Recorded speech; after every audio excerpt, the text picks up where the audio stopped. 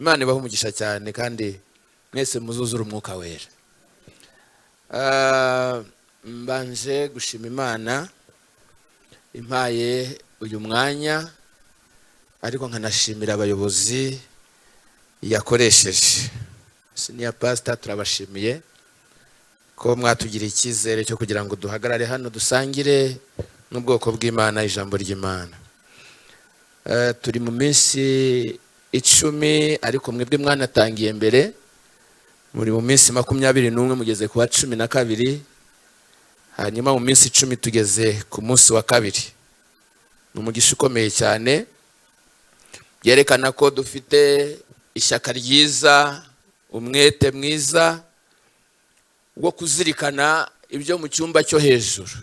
Mu cyumba cyo hejuru Yerusalemu, murabizi Yesu ku munsi wa 40 amaze kuzuka, ngo yaramaze muri iyo minsi yose agenderera abigishwa be, akora ibitangaza bitandukanye, abibutsa ibyo yababwiye, abaganiriza, ababwira iby'ubwami bw'Imana. Hanyuma uwo munsi rero wa 40 abateraniriza hamwe, abategeka kutava Yerusalemu, arababwira ati mugume Yerusalemu mutegereze ibyo data yasezeranyije bya bindi najyaga mbabwira.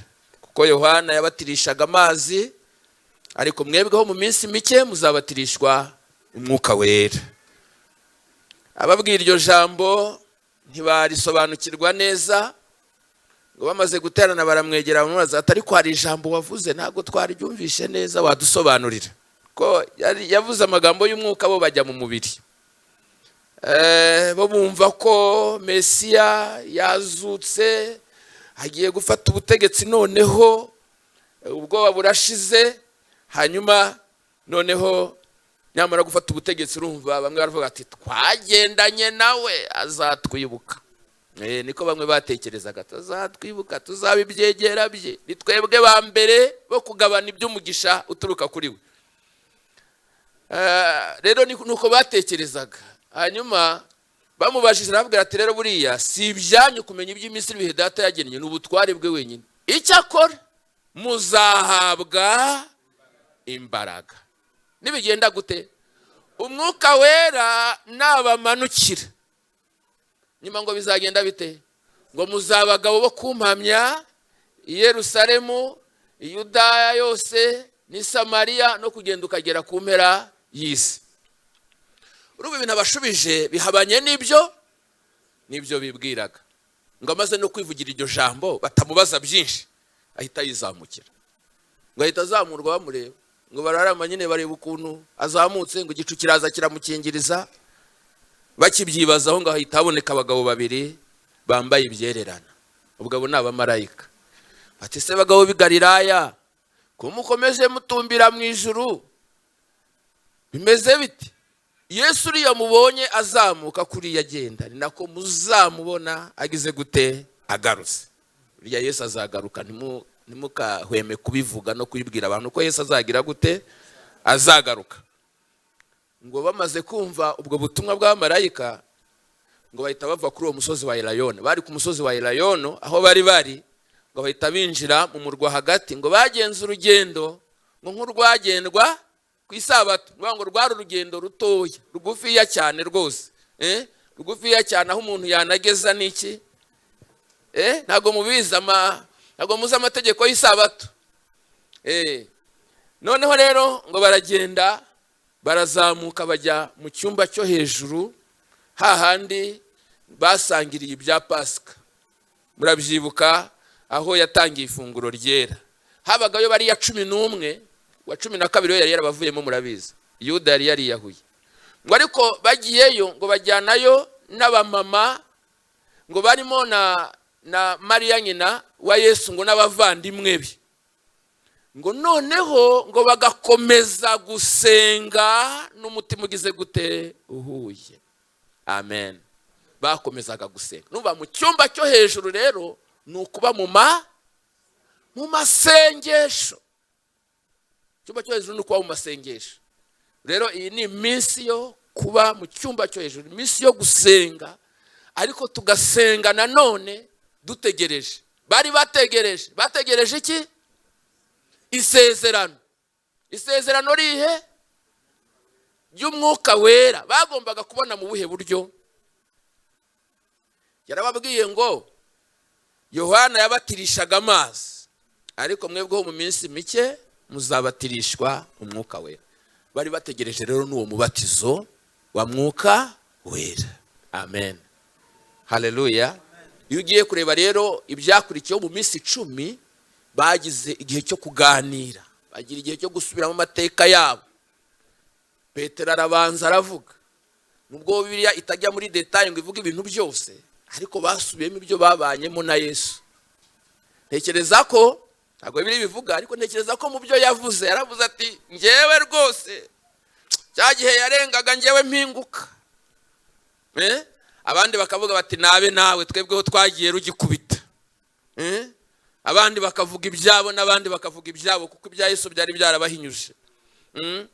Rero hariya mu cyumba cyo hejuru bari mu masengesho, baraganiriye, bagize umwanya wo kwiyeza, wo kwitunganya, kuza. Urumva hari ku munsi wa 40 bajya mu cyumba cyo hejuru, noneho ashira iminsi 10. Ku munsi wa 10 uragenda uhuza neza nuko hari Pentecote. Wari umunsi usanzwe babagaho, wari umunsi bitaga umunsi w'umuganura, cyangwa se umunsi mukuru w'amasabato 7. Bafite ukuntu bawizihizaga n'ukuntu bawutekerezaga. Noneho ngo uwo munsi ugera bamaze guhuza neza, bari hamwe mu mwanya umwe. Bibiliya avuga ngo bahuje iki? Umutima. Ngo batungurwa n'umuriri uvuye mu ijuru umeze nk'umuyaga uhuha cyane, uraza ukwira inzu bari bicayemo. Noneho ngo hatangira kuboneka indi miziga banije zisa n'ikintu umuriro, ngo ururimi rukajya ku muntu wese wo muri bo. Bose buzuzwa Umwuka Wera, batangira kuvuga mu ndimi nk'uko Umwuka yabahaye kugira gute? Kuzivuga. Amen. Ngo rero nibyo twiteguye rero, sibyo? Ndabizi ko bamwe mwamaze kubatizwa Umwuka Wera, ariko hari abantu benshi muri iki gihe, bwo nta nubwo ari abantu benshi bakibatizwa Umwuka Wera. Ugomba kwibaza impamvu, ugomba kubitekerezaho no kubitindaho. Kuki?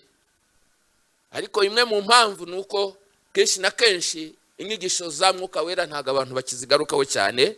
Tekereza ko ubu ngubu tugiye gukanguka kugira ngo twongere tugaruke mu nyigisho z'umwimerere, atari no mu minsi ya Pentecote gusa, ahubwo no mu yindi minsi isanzwe, kugira ngo twibukiranye. Yesu ashimwe cyane.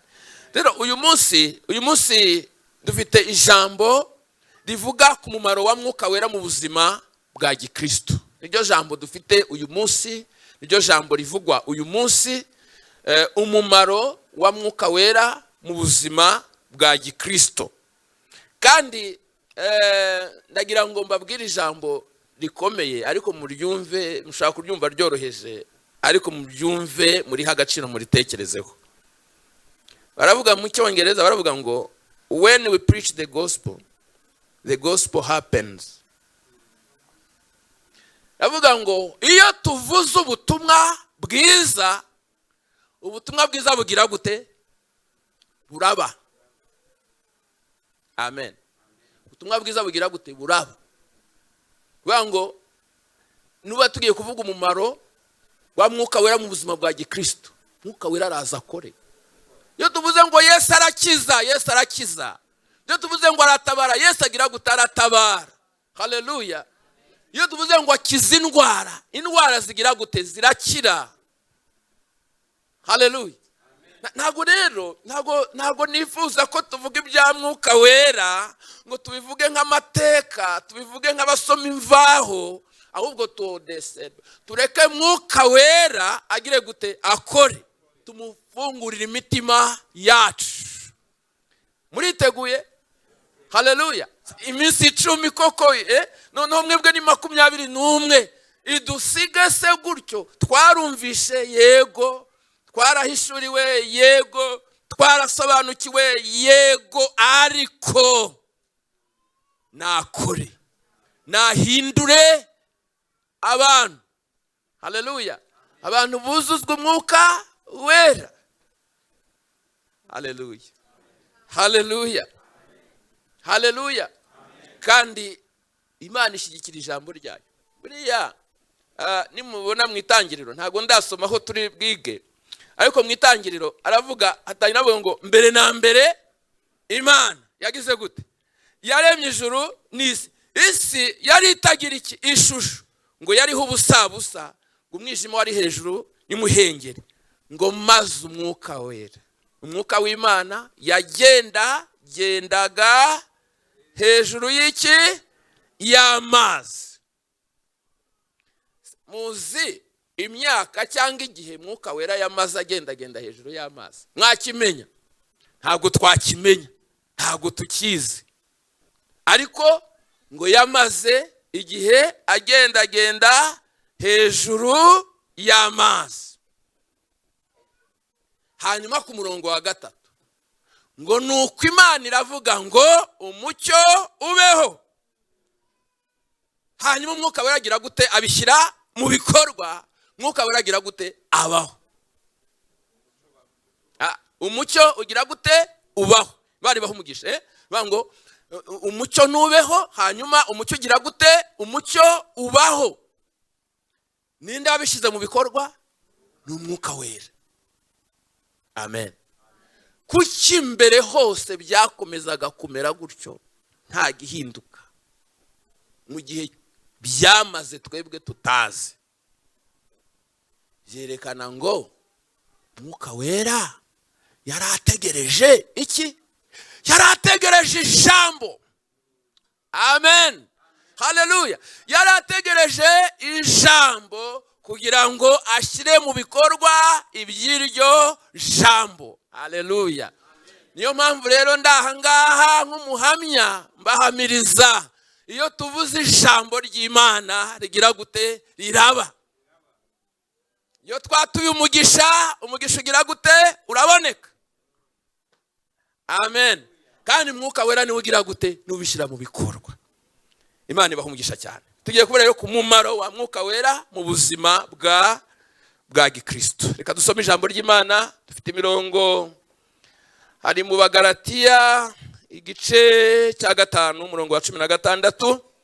Icyakora turongeraho indi 2 tugeze ku wa 18. Hanyuma turaza no gusoma mu rwandiko Pawulo yandikiye Tito igice cya 3 umurongo wa 5. Turaza guteraho intambwe twongeraho n'umurongo wa 6. Ntacyo biri budutware.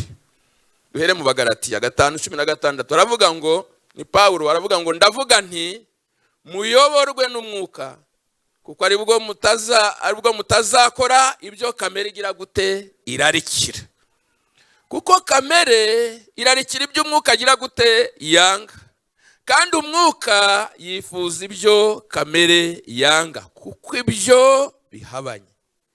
Nicyo gituma ibyo mushaka gukora atari byo mukora.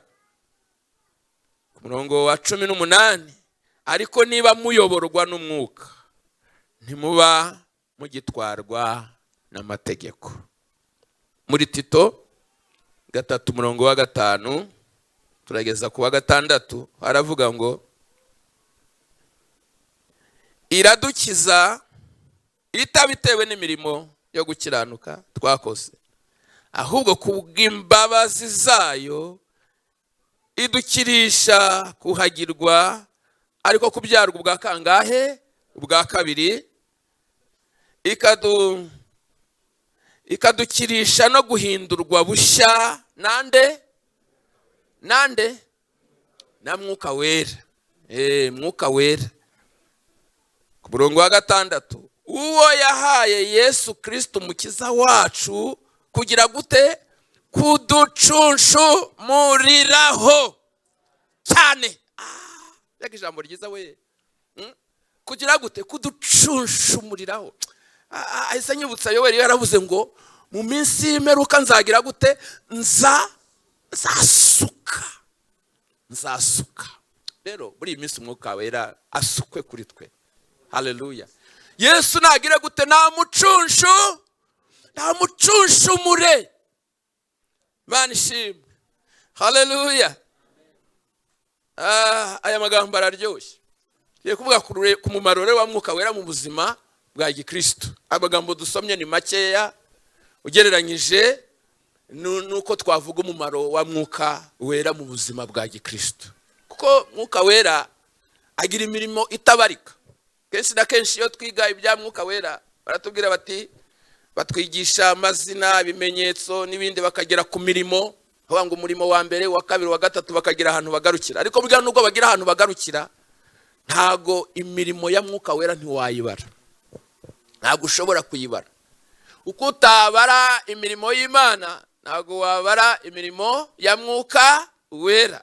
Hari n'icyo ashobora gukora kikaza ari nk'inzaduka mu maso y'abantu no mu bitekerezo by'abantu, agakora ikintu kidasanzwe. Rega ntago tuzahora mu bisanzwe bya kera gusa, ahubwo ajya akora n'ikintu gishya. Amen, haleluya. Ashobora no gukora ikindi mutigeze musoma mu mateka, mutigeze musoma muri Bibiliya. Birashoboka. Umuntu ashobora guhabwa impano, ugasanga iyo ba Paulo batagize, hari umuntu wacu ugize gute wihawe. Birashoboka. Hari umuntu ushobora gukoreshwa ibintu, ugasanga ibyo abandi batakoze wagize gute arabihawe. Ese murabyizera? Haleluya.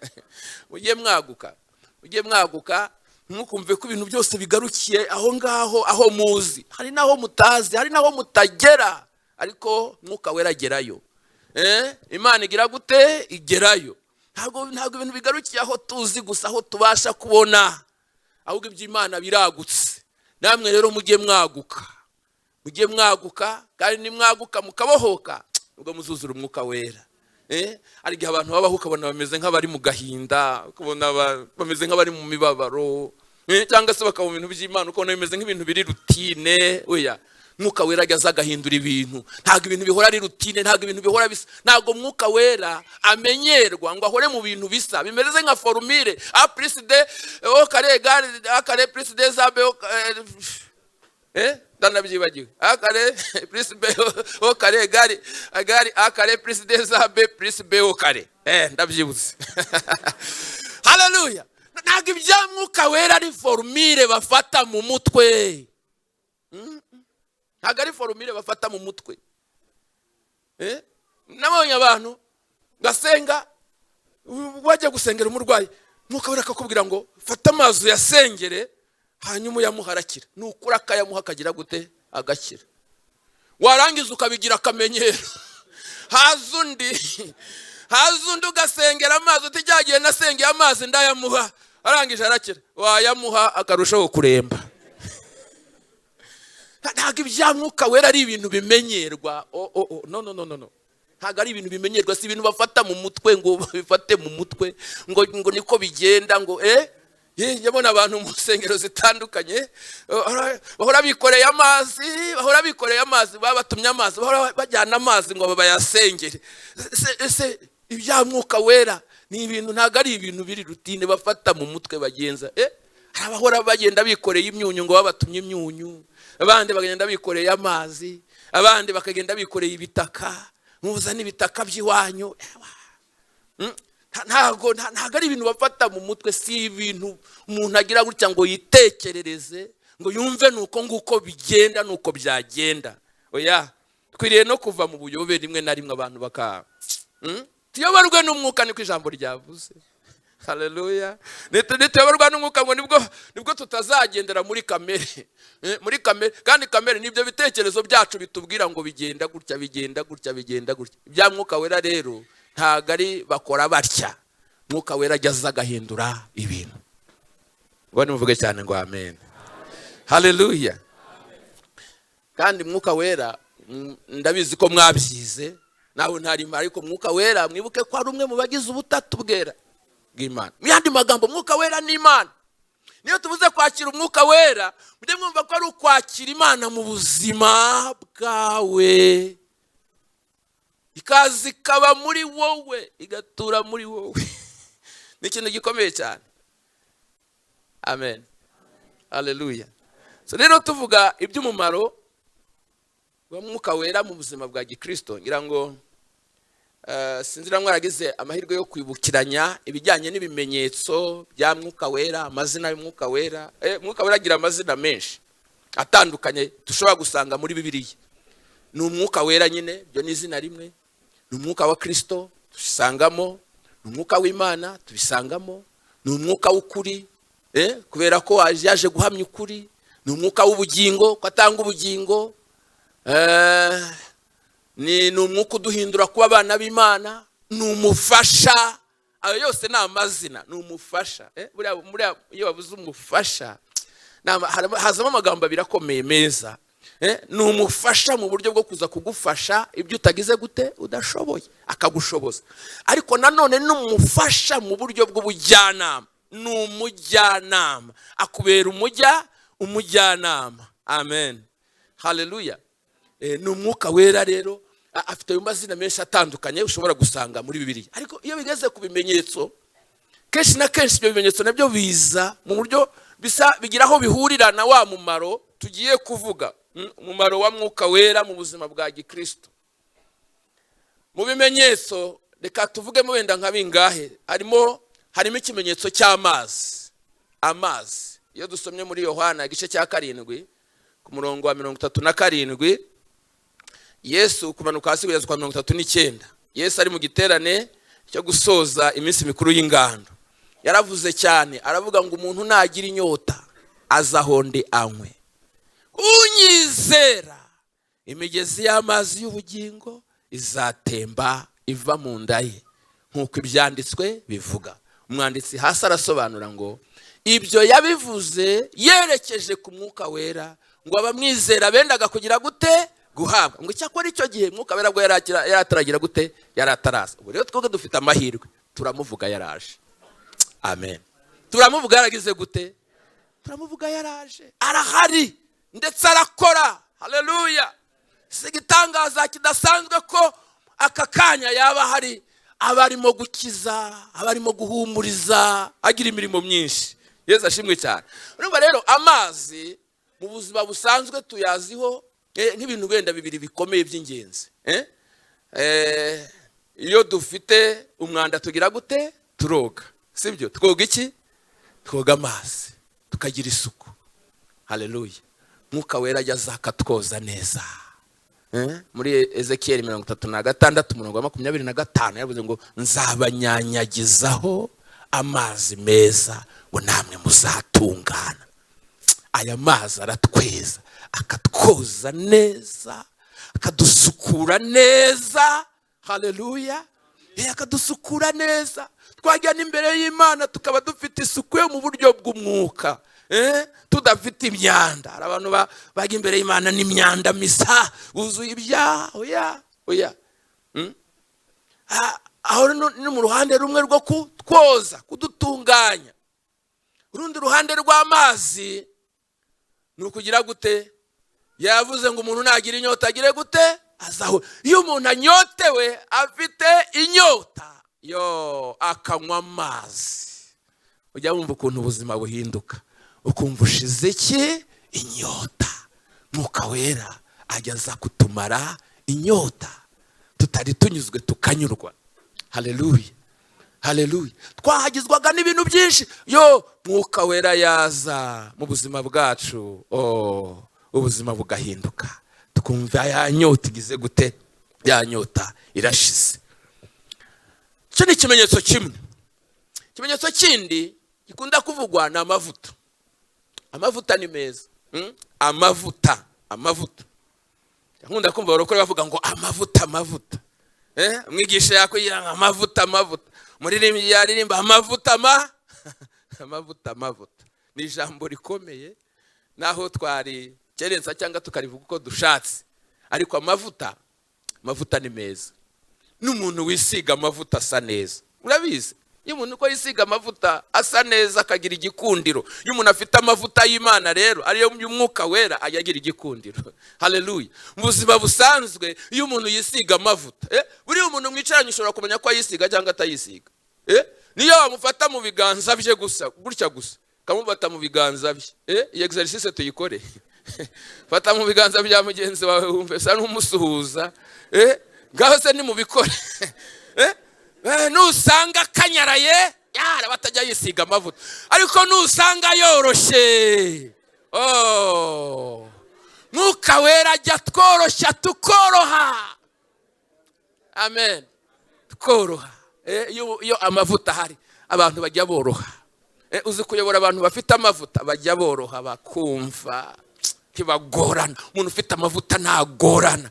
Iyo umubwiye ngo genza gutya arabikora n'umutima mwiza. Ariko iyo nta mavuta ashobora no kugukabukana. Haba ngo kubera iki iyo nta mavuta amavuta turaza kuyagarukaho buriya dufite ahantu turi buhurire nayo. Ariko iyo amavuta hari ibintu biba automatique biroroha. Ariko iyo nta mavuta ni gukaraza no kugongana no mekanike cyane kabisa. Ariko iyo amavuta hari ntabwo umuririmbyi ufite amavuta mbega we ajya aririmba abantu hariya bakazajya bafatwa n'amashanyarazi batazi ahantu aturuka.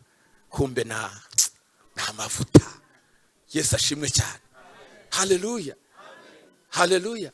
Ayavuga umuntu hariya akabohoka aririmbye gusa kubera amavuta. Ujye mugira amavuta. Amen, haleluya. Ikindi kimenyetso cya gatatu cyagaragaye mu gihe Yesu yabatizwaga ni iki? Abatizwa muri Yorodani na Yohana. Ni iki? Ngo Mwuka Wera mumanukira mu kimenyetso cy'inuma. Inuma rero iyo ntago ndi bujye mu mateka kuko ni maremare. Muzegera abantu bakuze babwira amateka y'inuma. Ni ikimenyetso cyo gukiranuka. Niyo magambo make yamvuze. Bugi inuma irakiranuka, nta mahugu igira, nta matiku igira. Umuntu uzuye Umwuka Wera nta matiku agira. Nubona umuntu agira amatiku kandi mukajya mubona ajya yigira gutya, we yumenye ibyo yigira ni ibyo yigira agira amatiku. Ni nko kuvuga nk'umuntu uba mu byaha agakora ibyaha ngo kandi ngo yuzura Umwuka Wera. Ntago ari Umwuka Wera. Umuntu wuzura Umwuka Wera ntago ajya mu byaha. Nkubona abantu barwana bahanganye bagira gute, muzavuge ngo abangaba naho bari mu murimo w'Imana ariko nta Mwuka Wera bagira. No kuri kandi ibyo babwiye ni ukuri do. Nababwiye ngo ni ukuri. Ni ukuri. Inuma ni ikimenyetso cyo gukiranuka. Nta mahugu, nta matiku, nta ki. Umuntu yuzuye Umwuka Wera hari inama atajyamo. Buriya umuntu yuzuye Umwuka Wera hari inama z'ababi adashobora kwicaramo. Mwuka Wera adashobora kumwemerera kwicaramo. Kandi abarokore benshi basigaye bicara mu nama z'ubugambanyi n'ubugome. Kubera iki? Kuko Mwuka Wera yarigendeye nta kiba muri bo. Ndamubisha bamwe bavuga ngo murabizi nyine. Murabizi bamwe barabikora. Ariko umuntu wuzuye Umwuka Wera yawe yapfa kumva bavuze ijambo akavuga ataha ntago ari ahanjye. Ushobora kujyamo ukabona wisanze mutazi uko bigenze ariko wakumva amagambo 2-3. Mwuka Wera akakubwira ngo ahasahanjye ugahita uhaguruka ukagenda. Tuni musigare mu byanyu nge simbirimo. Mwuka Wera muri nge ntago yanyemerera. Ngari mubizi. Haleluya, haleluya. Kimenyetso cy'inuma. Matayo 3:16. Ikindi kimenyetso mumbwirerega namwe murabizi. Umuriro. Umuriro wabonetse ryari? Ku munsi wa Pentecoste. Wenda ariko ni henshi muri Bibiliya ariko reka aho ngaho niho twese duhurira bihita biza. Umunsi wa Pentecoste usohoye bose bari hamwe mu mwanya umwe bahuje umutima batungurwa n'umuriri umeze nk'iki nk'umuyaga. Reka duhere ku muyaga. Umuyaga. Duhere ku muyaga ko byarakurikiranye. Humvikanye umuriri uvuye hehe? Uvuye mu ijuru. Mujye mubiha agaciro. Ibintu bya Mwuka biva mu ijuru. Ntago ari by'abantu bishakamo. Barimo abantu bishakamo ibintu. Abantu bishakamo ibintu. Abigira abahanuzi. Abagira bate akishakamo ubuhanuzi ati ravuze. Ivugiye hehe? Unakitarura yewe kare nagize kuganiriza abantu nibuka ubuhamya. Nuko umuntu ukuntu yaje akambwira ibintu ngo Imana yamubwiye. Ndamureba. Mbona si Imana yavuganye nawe. Ndamubwira ntigenda ubwira iyo Mana yagutumye. Ubwire ngo ubutumwa wazaniye juste ntago yabwemeye. ayiwe ntibivuga yitera hejuru arongera arazamuka ngo ngewe nabikubwiraga ngo noroheje ngo noneho reka nkubwire ayitera hejuru ndamubwira nti tuza genda uyibwire yagutumye nange ndagutumye.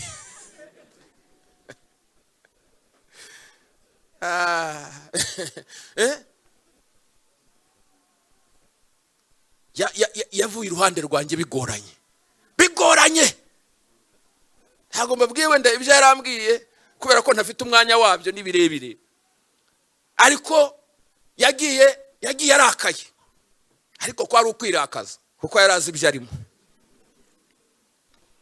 Aragenda hashize iminsi kubera ko yakundaga kunyohereza ijambo ry'Imana n'ibindi, arahita igwehisa bikupa. Hashize nk'ibyumweru ndamuhamagara ntubwire se ko waranzaniye ubutumwa simbwemere n'ubuvandimwe n'ubucuti byose bivuyeho kubera iyo mpamvu.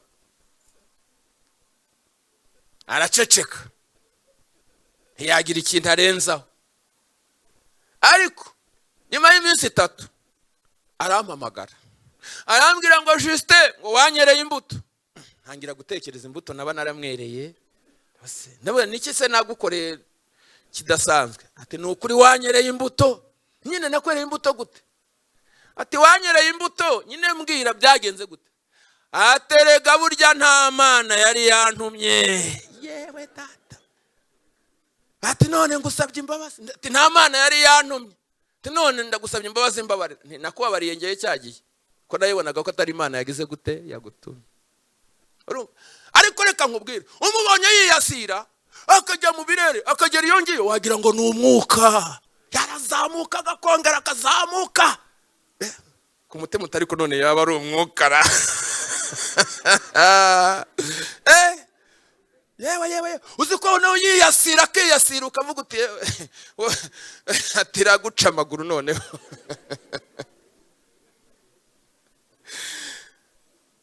Imana itugirire neza, idufashe cyane.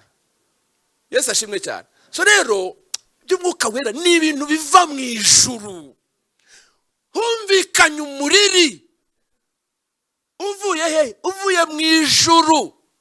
Ntabwo rero ibintu by'umwuka si ibintu umuntu yihangishaho, ntabwo ari ibintu umuntu yishakamo, ntabwo ari ibintu umuntu yipompamo. Oya bari hamwe batuje bagiye kumva bumva hari ikintu kibaye. Ni ibintu bitunguranye bivuye mu ijuru, ntabwo ari ibintu abantu bishatsemo. Ariko uzi mu matorero yanyu abantu bamwe muri ahangaha muzi ukuntu bajya babeshya ngo nimusenge sha ngo mwese muvuge mu ndimi, namwe mwane mukajya hariya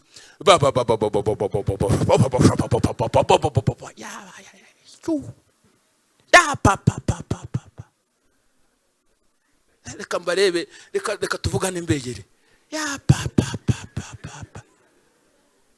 koko wabwiye ko iby'umwuka ari ibintu biri aho ngaho umuntu yishaka. Mwumva ngo bavuze mu ndimi mukagira ngo bavugaga mu ndimi zidasobanutse. Bavugaga mu ndimi zidasobanutse, bavugaga mu ndimi zisobanutse. Ntabwo bavugaga indimi gusa byo kuvuga. No, abaparati bari aho bumvisha ubutumwa bwabo, abamedi bari aho bumvisha ubutumwa bwabo, abanyeramu bari aho bumvisha ubutumwa bwabo, Mesopotamiya bumvisha ubutumwa bwabo, Libiya bumvisha ubutumwa bwabo, Ethiopia bumvisha ubutumwa bwabo, Libiya bumvisha ubutumwa bwabo, Abaroma bumvisha ubutumwa bwabo. Ngo bavuze mu ndimi, ari no mpamvu bari baraho batanga bakavuga ngo aba bantu ko tubaza ari abanyagalilaya, ni gute bavuga mu ndimi ziwacu kavukire? Ariko yari Umwuka Wera. Haleluya, yari Umwuka Wera. Umwuka Wera kubashisha ibyo utabasha, Umwuka Wera gukoresha ibyo utakora, kuko niwe ugushyira ku yindi dimension yo gukorera Imana. Haleluya. Burya ba Petero bari abantu basanzwe, aba Petero bagendanye na Yesu bari abantu basanzwe, ba Yohana bari abantu basanzwe. Muzi bajya impaka, ninde umukuru muri twebwe, ninde uzamukuru. Muzi babaza Yesu ngo ejo nzamera nte, bizagenda gute ko twasize ibyacu byose, bari muri ejo nzamera. Bari abantu basanzwe bagiraga ubwoba, akantu kakoma bakagira ubwoba. Petero yahinze umushyitsi yihakana Yesu, ariko amare kuzura Umwuka Wera. Haleluya. Hamaze kuzura umwuka wera ibintu birahinduka, bahinduka abantu badasanzwe bamaze kuzura umwuka wera. Haratinyuka abandi yatinyaga, aravuga ngo wa Yesu mwishe mwebwe mukamubamba, niwe ukoze ibingi bimureba. Urege Petero wuzuye umwuka wera, ntago wamenya ko ari wa Petero wa unduzi, wagira ngo nunde. Iyo twuzuye umwuka wera tuba bandi. Bari muvuga cyane ngo amen. Haleluya, haleluya. So rero humvikanye umuriri meze nk'umuyaga. Uriya umuyaga werekana hamanutse imbaraga nyinshi. Hamanutse imbaraga nyinshi. Hamanutse imbaraga nyinshi. Muzi igihe cya Ezekiel hanura amagufwa yumye. Ngo hanura uko yagize gute? Ngo habaho guhinda. Haba nisigira gute? Isiratigita.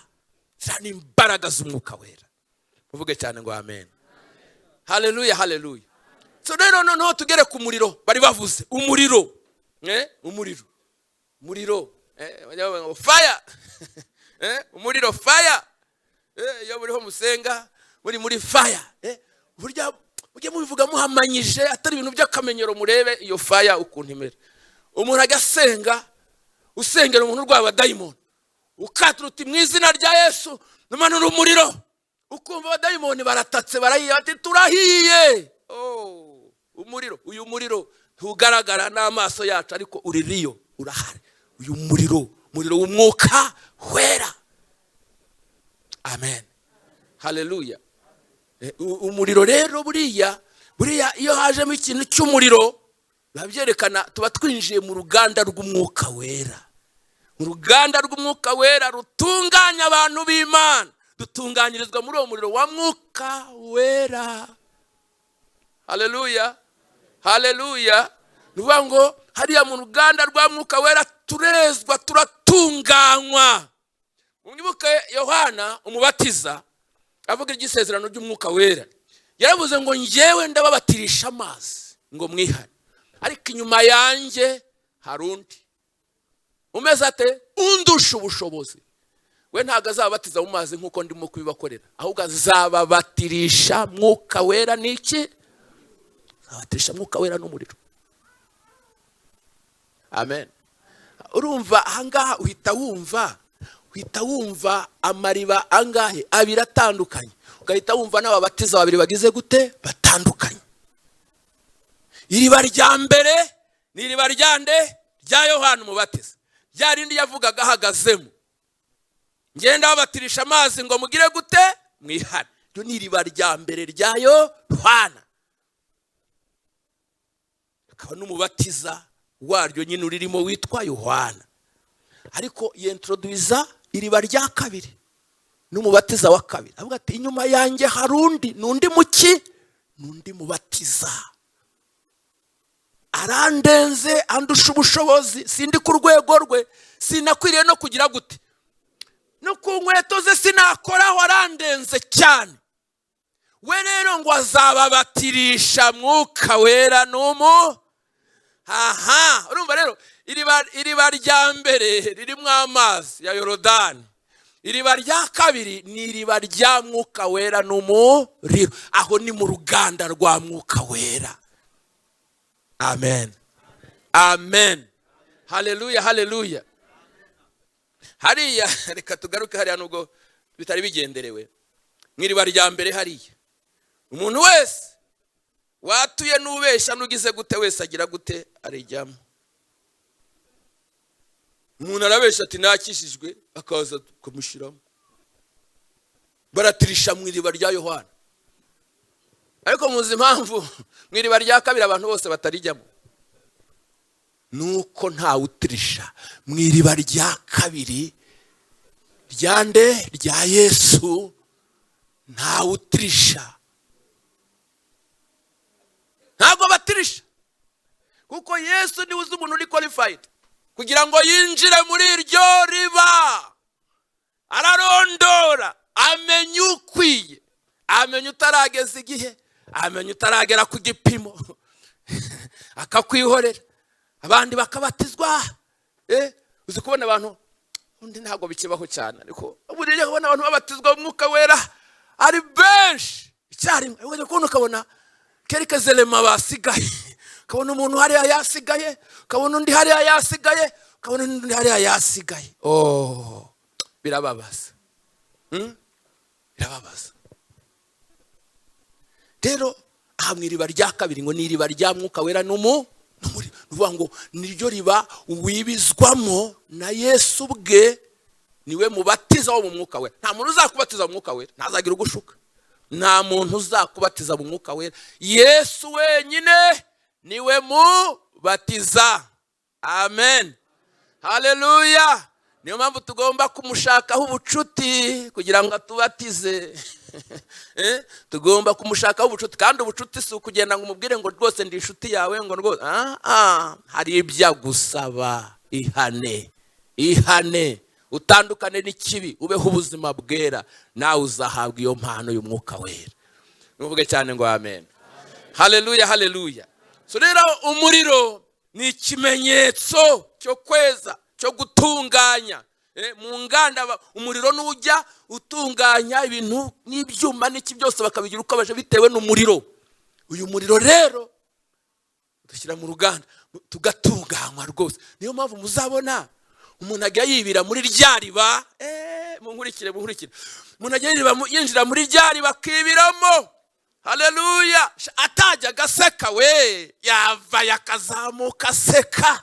Yewe yajyaga agenda azinze umunya. We umuntu abantu bagenda bazinze umunya. Ntabwo umuntu wuzuye Umwuka Wera yagenda azinze umunya. Bagende gutya. Yaruzuye Umwuka Wera. Pastor, birashoboka. Agende waramutse mwene data. Yego.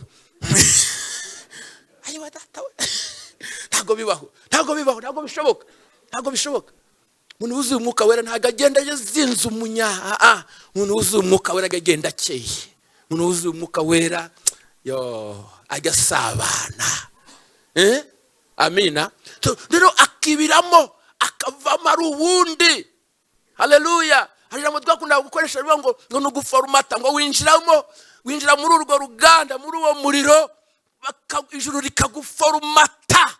Forumata rigasibamo amahane y'iwanyu, amakare y'iwanyu, ibyaha by'iwanyu, uburaya bw'iwanyu, ibintu byose by'iwanyu bakaguforumata. Warangiza ukazamuka uri mushasha, ijuru rikaguprogramamo ibintu by'Imana, ukajya kumva azamutse avuga mu ndimi nshya. Haleluya. Mbega uruganda rwiza. Muvuge cyane ngo amen. Yesu ashimwe cyane. Amen. Umuriro. Twatinze, reka mvuga ikindi kimwe gusa kugira ngo ninjira ahandi. Kavuga ikindi kimenyetso kimwe. Nicyo bita kashe. Kashe mu Kinyarwanda n'ubundi ni iki? Ni ikimenyetso n'ubundi. Kashe iza guhamya. Buriya kashe iyo wanditse urwandiko gasinya ugateramo kashe, ntabwo ari kimwe n'uko wakwandika gusa ukarekera aho ngaho. Iyi kashe irerekana ngo ni uburenganzira ndasubirwaho ufite kuri icyo kintu, uburenganzira. Buriya rero Mwuka Wera ni kashe ijuru ritera ku bantu banyu, kavuga ngo uyu ni uwacu mu buryo budasubirwaho. Mu yandi magambo ni ubuhamya bw'ijuru. Naho abantu batakwemera, ariko ijuru rikakwemera. Ibyiza ni uko batanyemera ariko ijuru rikanyemera. Ariko banyemera ijuru ritanyemera ngushije ishyano. Ijuru rero rijya ribihamya. Kamere ukuntu babihamije. Petero yatumwe kwa Koruneliyo kujya kubwirizayo ijambo ry'Imana, kujya kuvuga ibya Yesu. Protokoli yabayeho sinyisubiramo n'ubwo iryoshye. Iyo umuntu ayigezeho yumva yayivuga. Burya habaye protokoli iryoshye cyane. Koruneliyo yamuha ikaze riryoshye cyane. Petero nawe agiye kuvuga atanga ati nukuri uyu munsi wa none menye neza yuko Imana itarobanura ku butoni. Iryo somo yaryize uwo munsi. Yari yaruze Mwuka aravuga mu ndimi ariko ataramenya ko Imana itarobanura ku butoni. Iryo somo yaryize uwo munsi. Burya duhora twiga. Muzabona umuntu abantu bitera hejuru buzura Umwuka kugira ngo bamenye byose. Duhora twiga. Petero yiga uwo munsi aravuga ati nukuri menye neza ko mu mahanga yose uyubaha agakora ibyo gukiranuka, uwo nguwo iramwemera. Haleluya. Uwo nguwo iramwemera. arangije ahita yinjira mu byamuzanye, avuga ibya Yesu, avuga ibya Yesu, kubera kaga protokole keza kabayeho kabanje ngo Imana ikingura imitima y'abanyamahanga, ngo arababwira ibya Yesu, arababwira ngo imitima yabigenda ivunguka, ngo atararangiza niko Bibiliya ivuga, Mwuka Wera agira gute? Mwuka Wera aramanuka, amanukira ba bantu bose buzura Umwuka Wera, batangira kuvuga mu ndimi, binjira mu buhanuzi. Yo, Petero ubwo aratangara n'Imana yakoresheje, ariko aratangara ngo n'abandi bajyanye ngo bararebana baraganira bati se aba bantu ko Imana ibahaye Umwuka Wera nk'uko natwe yamuduhaye, twabuzwa n'iki kubabatiza tukabaha amazi nabo? Mu yandi magambo niho vuga ngo aba bantu ko Imana ibemera, ntitubibonye? Ntibemera. Niki cyerekana ko ibemera? Ibahaye Umwuka Wera, bivuga ngo irabihamije. Ibahamishije iki? Umwuka Wera. Rero Umwuka Wera ni kashe. Ukeneye ubuhamya bw'ijuru, ijuru rikaguhamya. Haleluya, haleluya, haleluya. Imana ibaha umugisha cyane, Imana ibaha umugisha, Imana ibaha umugisha. Mwuka Wera rero ni mwiza, bivurije mwese kuzura Umwuka Wera. Mwuka Wera niwe udushoboza kubaho ubuzima bwa Gikristo, ubuzima bwera. Ntago wabaho ubuzima bwera utuzuye Umwuka Wera, bishoboka.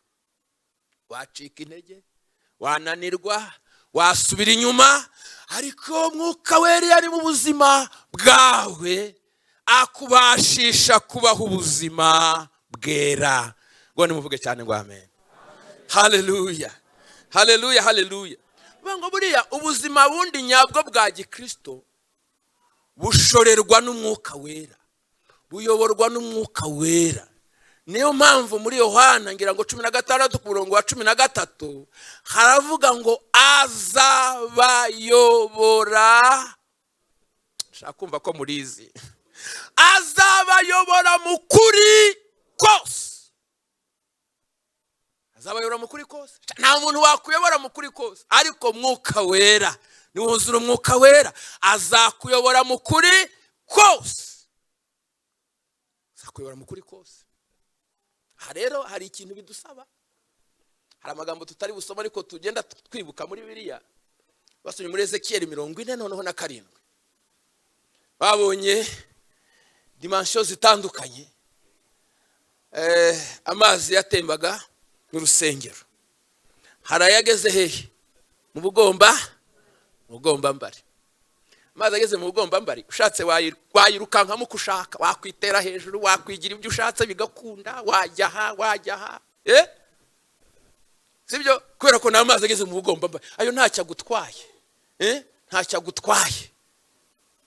Hari abantu nyine Umwuka Wera nyine agera hariya nyine, hariya hasi mu bugomba mbari, bigira ibyo bashaka byose. Bashatse bajya gusambana, bashatse bajya kwiba, bashatse aho ashatse kwerekera hose ajyayo.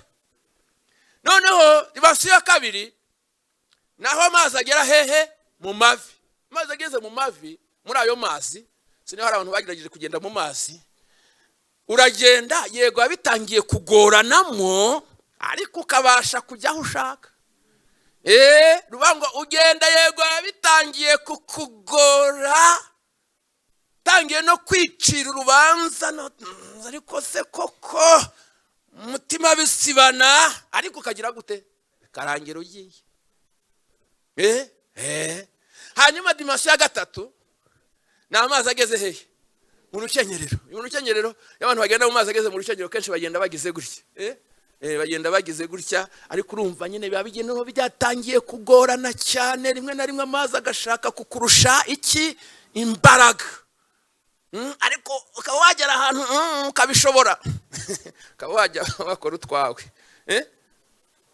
Hanyuma noneho kuri 4e dimension, amazi noneho ageze ahantu noneho ngo hashoborwa n'umuntu uzi kugira gute? Ahangaha ntabwo ubukiri uwawe ngo wigenge.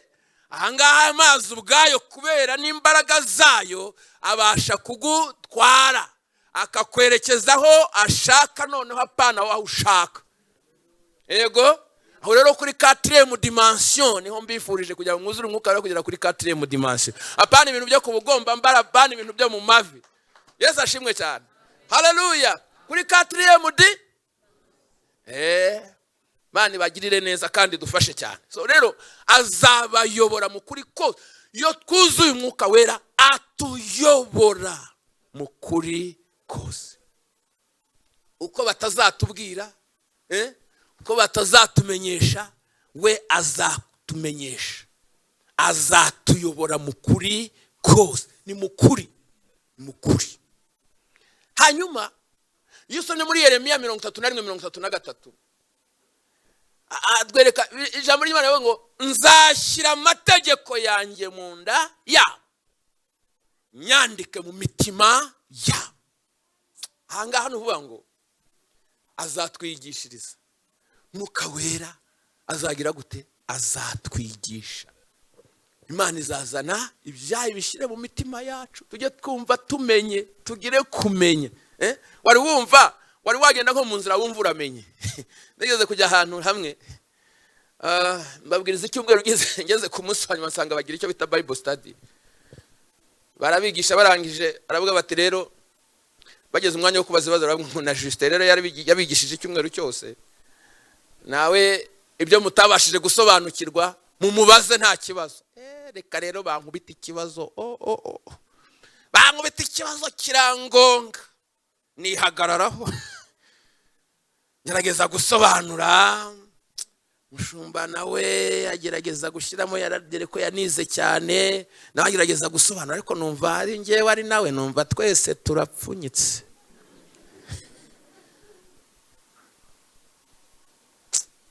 Kubera rero kugira isheke ni bibi. Natashye numva mbabaye. Numva nyine nta wampakanyije ibyo navuze. Ariko natashye numva mbabaye. Numva mbabaye. Bimarana iminsi. Umunsi umwe ndimo nigendera mu muhanda hari hafi ya Sky Hotel. Ngiye kumva numva ijwi ry'Imana rivuganye nanjye. Rirambwira ngo dore bimeze gutya na gutya na gutya. Uzasubire ugende ubabwire. Nafashe umwanya nsubirayo da njya kubasobanurira. Azatwigisha. Mwuka Wera aratwigisha. Aratwigisha. Umunsi umwe nigeze gusanga abantu bariho badiskita bapfa ikintu cy'umubatizo. Cyo bita kubatiza mu izina rya Yesu. Abandi bavuga ngo ni mu izina rya Data na Mwana na Mwuka Wera, ariko babivugaga mu rundi rurimi ko ntago hari mu Rwanda. Noneho mbatambukaho numva bari muri discussion mbese binameze nabi nyine bamwe baburana ibyabo. Murabizi kuntu abantu bakunda amadini uko amadini yabagenza bakunda kubiburana cyane. Baraburana cyane mbacaho ndabanza ntega amatwi ndabyumva, ariko nanjye numva ibyo bintu sinigeze mbitekerezaho. Nanjye koko numva birancanze. Bati intumwa zabatije mu izina rya Yesu. Abandi batari ko byagenze gutya na gutya na gutya na gutya. Abantu baradiskita cyane. Nanjye bantera confusion ntajyaga ngira. Ariko bantera gutekereza. Ndageze nk'ahari hirya. Numva ijwi rivuganye nanjye. Haleluya, haleluya. Numva aransobanuriye. Numva arabimbwiye neza. Babwira ibyo yambwiye. Haleluya. Haleluya. Haleluya. Arambwira ngo abanditse ibyakozwe n'intumwa bavuga igihe bandikaga, ni Luka wanditse, we ikintumwa zashakaga gutsindagira cyane ryari izina rya Yesu, kuko niryo abantu batashakaga kugira gute kumva kuvuga iryo zina rya Yesu. Rero mu byo bagiraga byose, mu byo yagerageje bandikaga bana bashaka gutsindagira iryo zina rya Yesu.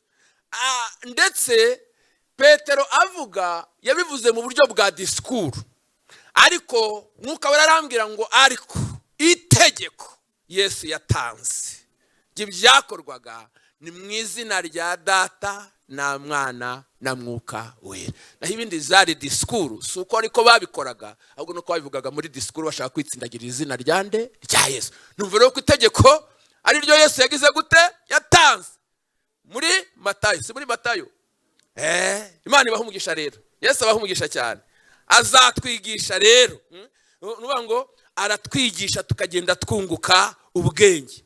ajya twigisha uko tugenda ibyo abantu batatwigishije, akatwigisha kwambara neza, akatwigisha uko twifata mu bintu, mu bibazo, akatwigisha uziko ajya twigisha Bibiliya, ajya twigisha Mwuka Wera, ajya twigisha akatwigisha. Hari ibyo abantu batwigisha ariko hari n'ibyo Mwuka Wera agira gute, hari n'ibyo Mwuka Wera twigisha. Amen. Numva umumaro wa Mwuka Wera ni mugari.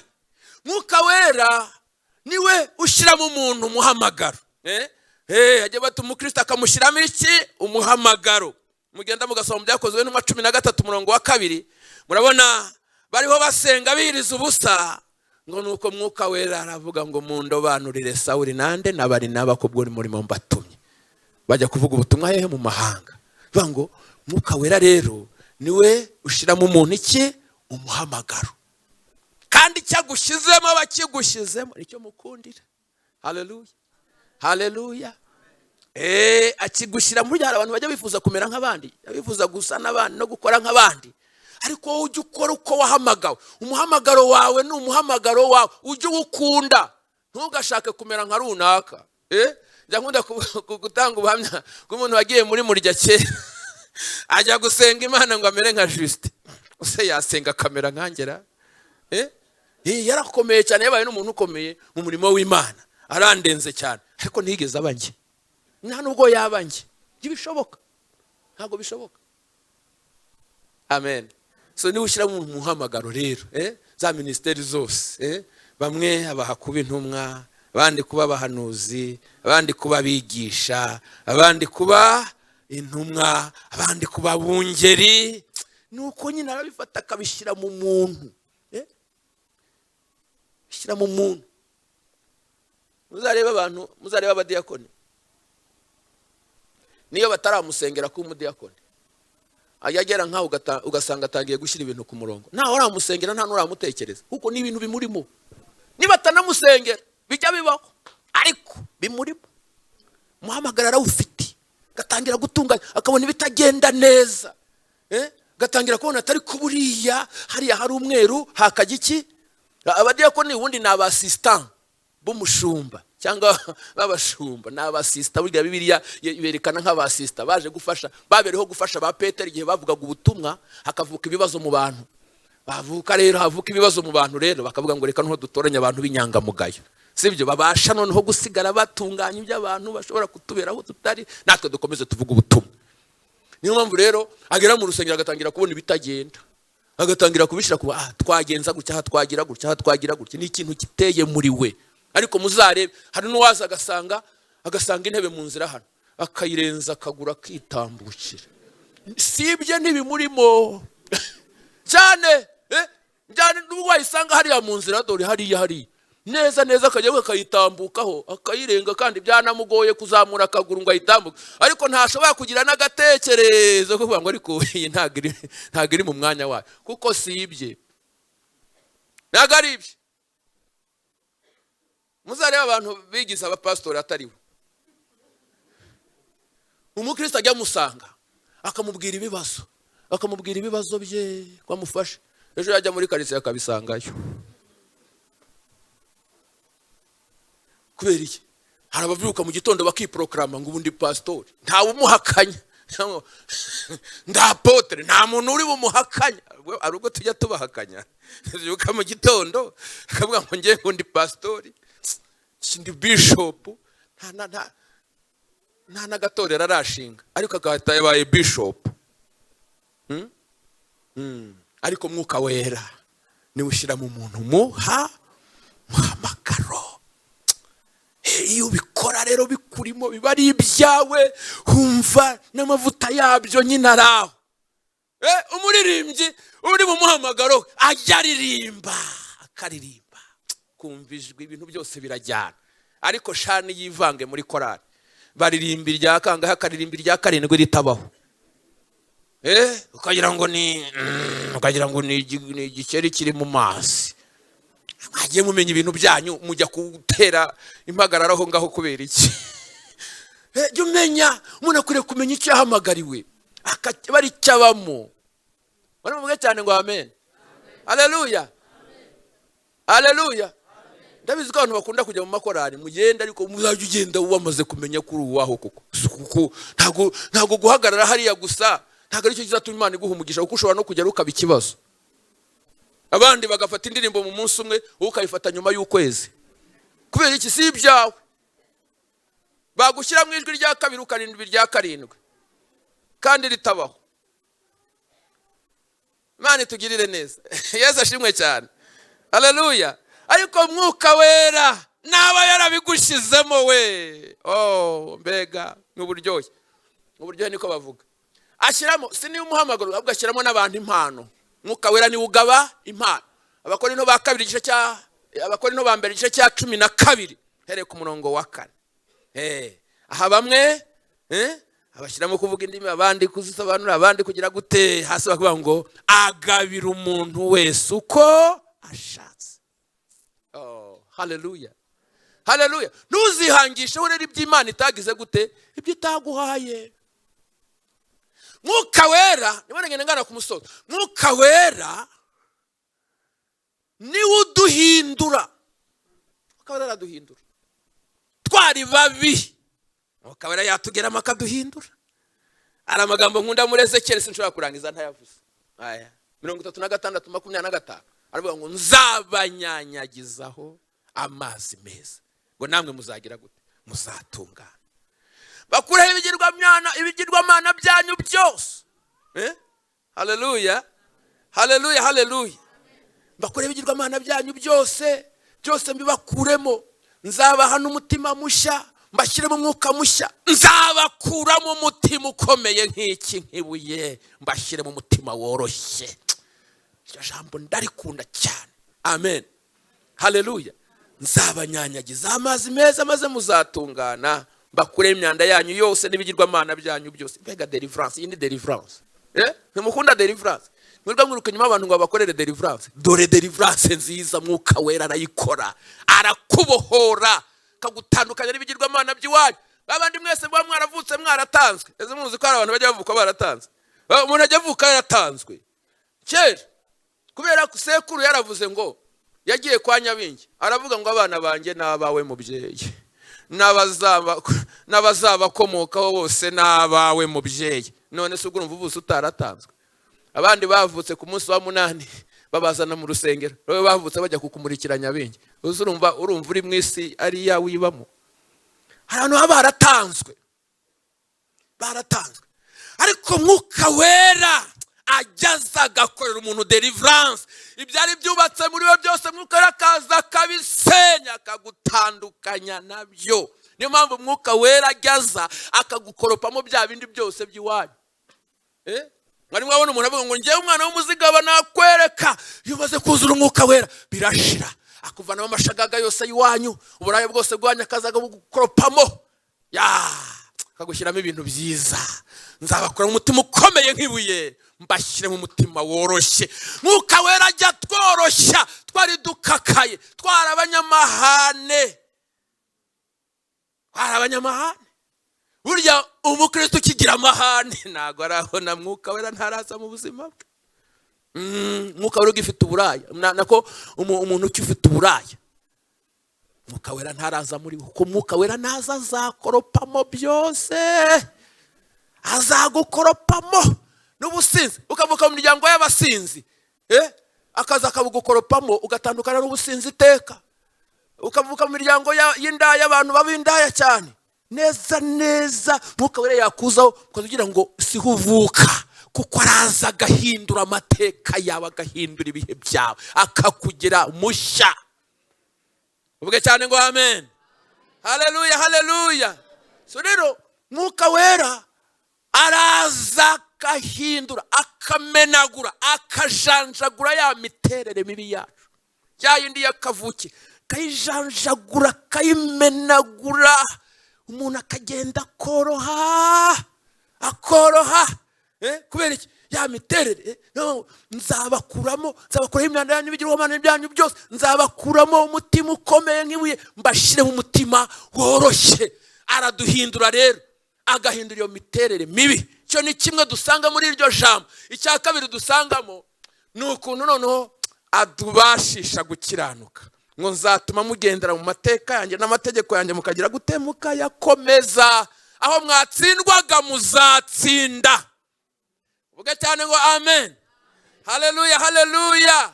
Kuko ubundi Umwuka Wera ngo ibyararikira ngo nibyo kamere we yanga. Kamere arabyanga. Kandi na kamere ibyararikira Umwuka Wera akagira gute akabyanga. Niyo mpamvu rero umuntu wa kamere we agendera mu mirimo ya kamere, ariko umuntu w'umwuka ararikira ibyo umwuka akunda, akabasha no kwera iki? Imbuto: amahoro, urukundo, ubugwaneza, kwihangana, ya za mbuto zose. Ubundi Mwuka Wera nako ijambo ryavuze ngo nimuyoborwa n'umwuka nibwo mutazajya mu byo kamere irarikira. Ubundi buriya Mwuka Wera yaje mu buzima bwawe, umuntu ajya amera nk'umugore utwite. Umugore utwite murebe hano, ariko Imana yabampaye uyu munsi, mwebwe ntimwabimenye. Umugore utwite ajya agira ikintu cyitwa gutwarira no kugira gute? No guhorwa. Mwuka Wera rero ajya atwarira iki? Atwarira kwera imbuto, atwarira kujya mu rusengero, atwarira kumva uturirimbo twiza tw'Imana, agatwarira ijambo. Yakumva ijambo. Uzi umuntu uri mu mwuka w'Imana iyo yumva ijambo ajya afashwa ari wenyine. Hanyuma rero ubundi yagera ahandi agahurwa. Azi nuko ikintu cyitwa icyaha aragihurwa, ingeso mbi arahurwa. Amen, haleluya. Imirimo mibi arahurwa, imirimo ya kamere arahurwa. Umuntu wuzuye Umwuka Wera hari ibyo atwarira, hari n'ibyo ahurwa. Iyo rero ukiba mu rusengero shaho ugasanga uracyatwarira iki? Akabari, buwate na bya bindi byose, uzamenye ngo uracyafite ikibazo, uracyari kwa kamere. Ntabwo uri umuntu w'umwuka. Mwuka Wera ntaraza mu buzima bwawe, ariko Mwuka Wera nta bantu bahoze bakunda inzoga nkanjye. Nta bantu bahoze bakunda inzoga nkanjye. Uzi wahura n'umuntu wanyekanyoye ukumva araguhumurira neza sha. Ariko mara kuzura Umwuka Wera mwabura kakunukira, kumva arakunukira, kumva aranuka nawe kabigendera kure. Kubera iki?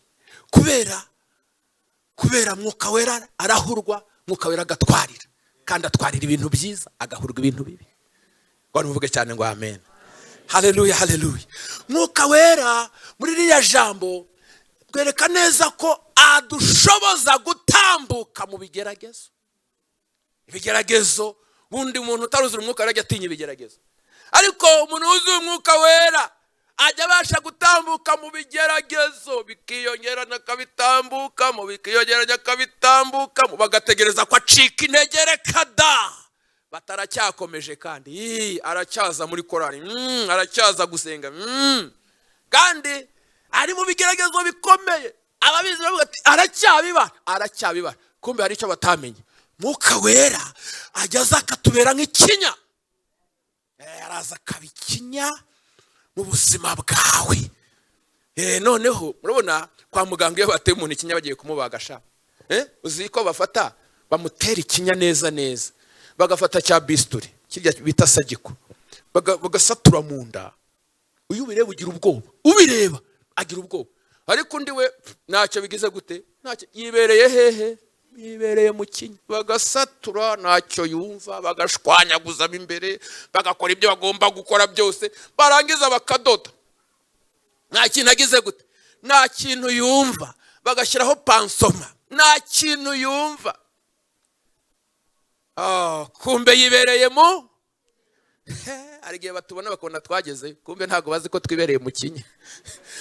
Haleluya! Hari abantu bibereye mu kinya sha, twibereye mu kinya cya Mwuka Wera, bakagira ngo twagezeyo kubera ko tudataka. iyo umuntu ari mu kinya sarataka, umuntu mu kinya nataka, numva umuntu ataka, ukumva umukristo ataka, uzamenye ko nta kinya afite. Mwuka wera ntawe uri muri we.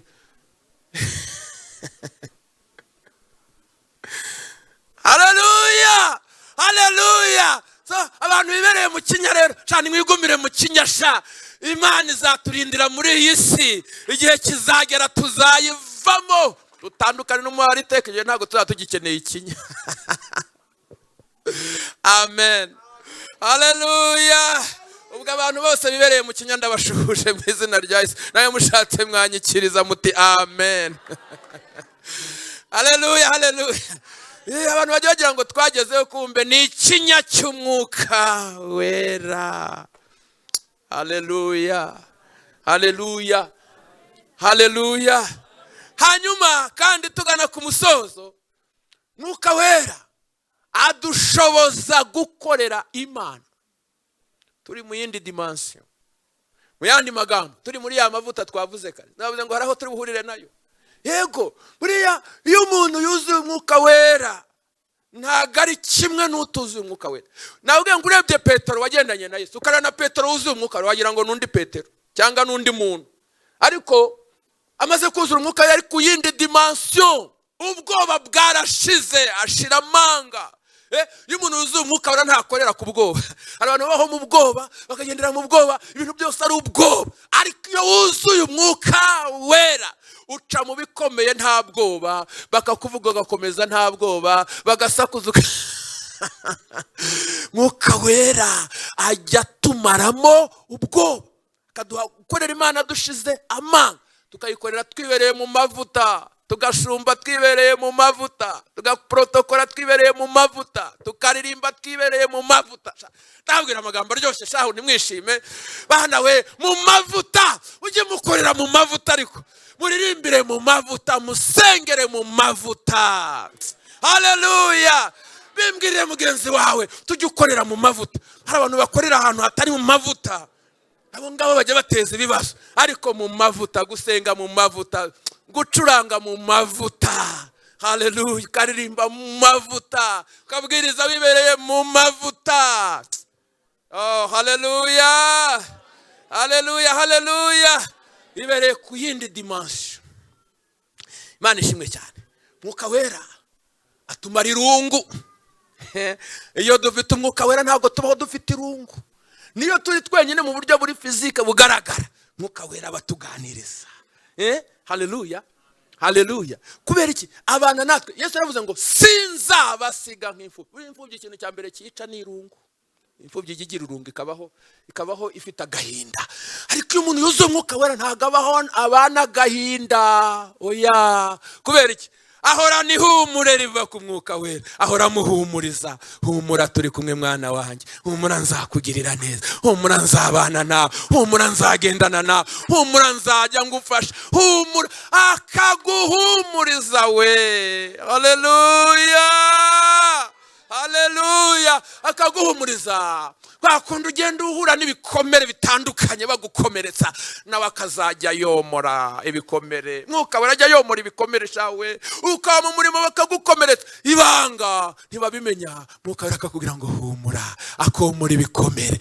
Bakajya kubona ijuru aracyaseka disi, n'ibintu byose bamugirira aracyaseka nyine. Mwuka Wera ahora yomora. Bahora bakomeretsa, Mwuka Wera agahora yomora. Bagahora bakomeretsa, Mwuka Wera agahora yomora. Bakazategereza ko azananirwa, akazajya ubona ahora yishimye. Yaba ari mu murimo akishimira. Nigeze kubabwira rimwe ngo umuntu wuzuye Umwuka Wera ntago yihanganira gukorera Imana. He doesn't endure, but he enjoys. Enjoying gukorera Imana. Ajya korera Imana bikamuryohera we. Haleluya. Bimubera uburyohe. Arashumba n'uburyohe, araprotokora n'uburyohe, aradiakona n'uburyohe, araririmba n'uburyohe. Ariko mwagiye mwuzura Umwuka Wera bizababera uburyohe. Kubera soko udahura n'ibigukomeretsa, soko udahura n'abagutuka, soko udahura n'abagutega imitego, soko udahura n'abakurwanya. Ariko Mwuka Wera uko babikora, uko bari muri uwo murimo wabo na Satani, niko na Mwuka Wera bari mu murimo akomora. Batuka yomora, batega imitego yomora, bakubesha arayomora, bagushinja ibinyoma yomora. Ayiwe bakaza yabona disi aracyaseka, aracyanezerewe, bagatangara. Ibanga niriye, Mwuka Wera ari mu murimo. Muvuge cyane ngo amen. Ongere cyane ngo amen. Haleluya. Reka nsoreze ku ijambo rya nyuma. Ibya Mwuka Wera n'ibigari n'ibirebire ntabwo twabirangiza, ariko ko ngako mukagumanisha kugira ngo Mwuka Wera azahora yomora n'umukabana gahinda. Hari abantu burya abantu batuzuye Mwuka Wera bavuga ngo nukuri ngo twaragowe, ngo ubu kumutura batwararushe, ngo umuntu abiyumva yanabivamo, umuntu aba yaremerewe. Araremerewe nta Mwuka. Hari abantu baravuga ko bagowe bari mu murimo we. Ubu twaragowe mu murimo kuko mwaragowe kuko mutuzuye Mwuka Wera, ariko twebwe we enjoy. Twinjoyinga gukorera Imana, turacyaryohewe sha, tutitaye ku myaka ishize, tutitaye ku byatubayeho, tutitaye ku byo badututse, tutitaye ku byo batwise, turacyaryohewe. We enjoy the ministry. Twinjoyinga gukorera Imana, turi mu murimo turaryohewe, turi mu buririmbyi bwacu tugize gute turaryohewe, turi mu ivuga butumwa tugize gute turaryohewe, turi mu bushumba bwacu turaryohewe, turi mu budiyakoni turaryohewe. Abandi rero mwagowe mwarushye bashaka, mbagira inama nimushake Mwuka Wera kugira ngo namwe muryoherwe. Erega ndabizi ko muhura n'ibikomeye, ariko se twebwe ntiduhura nabyo. Ijambo rya nyuma kandi ni akazi kanyu, ni akazi kanyu. Ijambo rya nyuma, Mwuka Wera aduha ubutwari, aduha ubutwari. Mwuka Wera aduha ubutware, aduha ubutware ku badayimoni, aduha ubutware ku barozi n'uburozi bwabo, aduha ubutware ku abarozi hari igihe bajya bigira ngo baturangije. Ibyo bakoze bati twabirangije, twabikoze neza, ibikubita inzugi, ibikubita amabati, bigira bajya kubona mu gitondo turibyukiye nta n'icyabaye. Twahawe iki? Twahawe ubutware. Dufite ubutware, dufite ubutware. Yesu arabwira ngo mugende mu mahanga yose mubwiriza abari mu butumwa bwiza. Uzizera azakizwa, utizera azacirwaho iteka, kandi ibimenyetso bizagumana n'abizera ngibi. Haleluya. Ubwa mbere bazirukana iki? Abadayimoni. Kabiri bazavuga mu ndimi nshya. Gatatu nibanywa iki? Bazafata inzoka. Yo ni ubutware. Kane nibanywa ikintu cyica ntacyo kizabatwara na hato. Bazarambika ibiganza ku barwayi bagire gute bake. Ndagira ngo twahawe ubutware rero. Haleluya, haleluya. Twahawe ubutware. Bajya babitega hariya, bakajya hariya bakavuga ati ari buhanyure, ari buhanyure. Bakajya hariya batereka turebe ko azakabirenga. Ukaza rwose ukabirenga ukitambukira. Bagategereza kuvuza induru ugasara. Reka da, bati ntacyo abaye sha. Bati ntacyo abaye. Twahawe ubutware. Twahawe ubutware. Kubera iki? Muri twebwe harimo ubundi buzima. Harimo ubundi buzima abantu batazi. Harimo ubundi buzima abantu batabona. Nabwiye ngo iyo umuntu afite Mwuka Wera muri we, harimo ngo n'Imana ni muri ubwo buzima. Nabwiye ngo mugeranye murebe igikoma. Igikoma iyo bagishyize mu gikombe bigenda bite? Mu kanya gatoya hejuru hasi urukoko, ukagira ngo igikoma cyageze gute? Cyakonje. Ukagira ngo cyakonje. Iyo wihaye kuzana ibintu by'inzara n'inyota, ukaza ugahubuza, kijya kigutwika kigahera aha, kikamanuka kigutwika. Kubera inyuma wabonaga cyakonje. Buriya rero niko abantu buze Umwuka Wera bamera. Inyuma ni wapole sana, baroroheje we, baroroheje we, ariko imbere baratwika. Imbere n'umuriro. Haleluya. Imbere turatwika. Utwikorereje watubona. Haleluya. Mwaguruke dusenga Imana, mwaguruke dusenga Imana. Imana ibaha umugisha cyane. Bivurije kuzura umwuka wera. Haleluya. Kandi n'ubu umwuka wera arampamiriza. Hari ibyo arimo kumpamiriza muri aka kanya. Hari ibyo arimo gukora muri aka kanya. Akangaka ntabwo mvuga kazaza, ndavuga akangaka. Nubwo nahazaza agiye gukora, ariko hari ibyo arimo gukora none aka kanya. Haleluya. Haleluya. Mureka dusenge. Nk'abantu biteguye kwakira, mutega amaboko dusenga werekeze mu ijuru.